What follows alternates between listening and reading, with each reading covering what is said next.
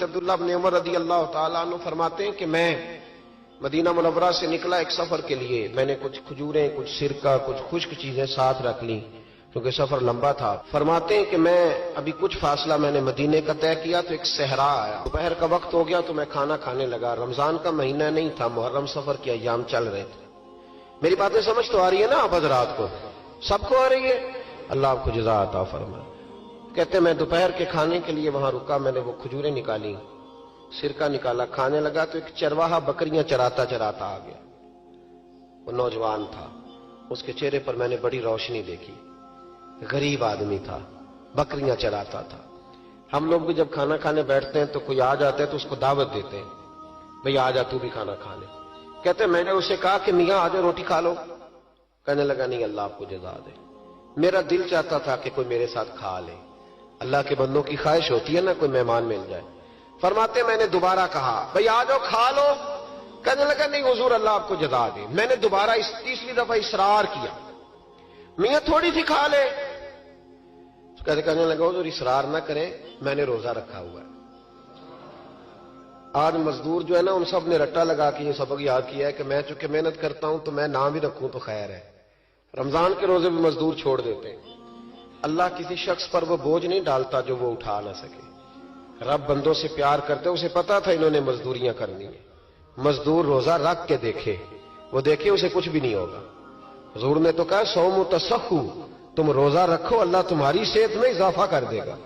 یہ تو تندرستی والا کام ہے. کہنے لگا حضور روزہ رکھا ہوا ہے. تو حضرت عبداللہ ابن عمر رضی اللہ تعالیٰ عنہ کہتے ہیں میرے دل میں خیال آیا پتہ کروں کہ صرف روزے دار ہے کہ نیک بھی ہے. صرف روزے دار ہے کہ نیک بھی ہے، صرف نمازی ہے کہ نیک بھی ہے، صرف حاجی ہے کہ اللہ سے بھی ڈرتا ہے. ذرا دیکھوں تو صحیح، آزماؤں. آپ فرماتے میں اٹھ کے قریب گیا، کھانا میں نے کھا لیا تو بکریاں تھی اس کے پاس. 300-400 بکری چرا رہا تھا. تو ایک بکری کی پشت پہ میں نے ہاتھ پھیرا. میں نے کہا بیچو گے؟ بیچو گے بکری؟ کہنے لگا حضور میں چرواہا ہوں، دیہاڑی پہ کام کرتا ہوں، مزدوری لیتا ہوں، ان کا مالک تو کوئی اور ہے. تو آپ فرماتے ہیں میں تو پہلے دیکھنا چاہتا تھا کہ نیک بھی ہے کہ نہیں. تو میں نے اسے کہا کہ بکریوں کے مالک سے کہہ دینا ایک بکری بھیڑیا لے گیا ہے، کہہ دینا مالک سے. تو آپ فرماتے ہیں جب میں نے اسے دیکھا نا تو غریب تھا، پھٹے ہوئے کپڑے تھے. دامان توکل کی یہ خوبی ہے کہ اس پر پیوند لگے ہوتے ہیں پر دھبے نہیں ہوتے. آپ فرماتے ہیں کہ میں نے کہا کہ کہنا کہ بھیڑیا لے گیا تھا. فرماتے ہیں کہ اس کا میں نے چہرہ دیکھا تو داڑھی پر ریت پڑی ہوئی تھی، سر پہ ریت تھی، کپڑے پرانے تھے، مکان بھی کچا ہوگا لیکن اس کے نظریات اتنے پختہ، باتوں میں اتنا اثر. فرماتے اس نے غور سے میرا چہرہ دیکھا اور پھر اس نے بکریوں کو چھڑی ماری اور بکریاں چلنے لگیں. وہ میں نے کہا میرے سوال کا جواب نہیں دیا. تو کہنے لگا حضور میں بکریوں کے مالک کو تو کہہ دوں گا بھیڑیا لے گیا ہے، اور جب کائنات کا مالک پوچھے گا تو پھر کیا جواب دوں گا؟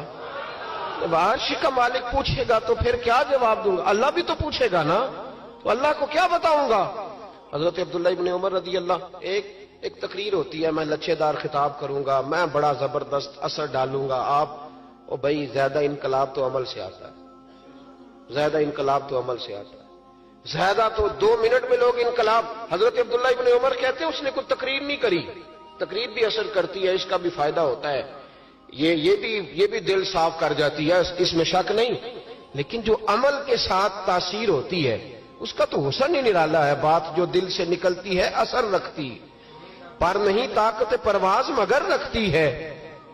تو کہتے وہ ایک جملہ اس نے کہا کہ اللہ پوچھے گا تو کیا جواب دوں گا. تو آپ فرماتے میں کانپنے لگا. حضرت عبداللہ ابن عمر، اور یہ وہ شخص ہے جن کو نبی پاک نے کہا راجل صالح. عبداللہ بن عمر نیک آدمی ہے، حضور نے کہا نیک آدمی ہے. حضرت عبداللہ ابن عمر کہتے میرے وجود کے رونگٹے کھڑے ہو گئے. میں سفر پر نہیں گیا بلکہ میں وہیں سے واپس ہو لیا اور میں سیدھا اس شخص کے میں نے مالک کا پتہ کیا کس کی بکریاں چراتا ہے. فرماتے میں نے معلومات کر کے پہلے وہ غلام خریدا، پھر وہ 400 کے لگ بھگ بکریاں خریدی، پھر میں نے اسے بلا کے وہ بکریاں تحفے میں دیں. تو مجھے کہنے لگا یہ کیا ہے؟ تو میں نے کہا تو نے قرآن نہیں پڑھا؟ اللہ سورہ طلاق میں فرماتا ہے کہ تم مجھ سے ڈر جاؤ، میں ہر مشکل سے نکلنے کا تمہیں راستہ دے دوں گا. وَيَرْزُقْهُ مِنْ حَيْثُ لَا يَحْتَسِبُ، اور تمہیں وہاں سے روزی دوں گا جہاں سے تمہارا کبھی گمان بھی نہیں گیا ہوگا۔ فرمایا تو چونکہ اللہ سے ڈرتا تھا تو یہ رب کریم نے تجھے روزی عطا فرمائی ہے، یہ بکریاں اب تیری ہیں،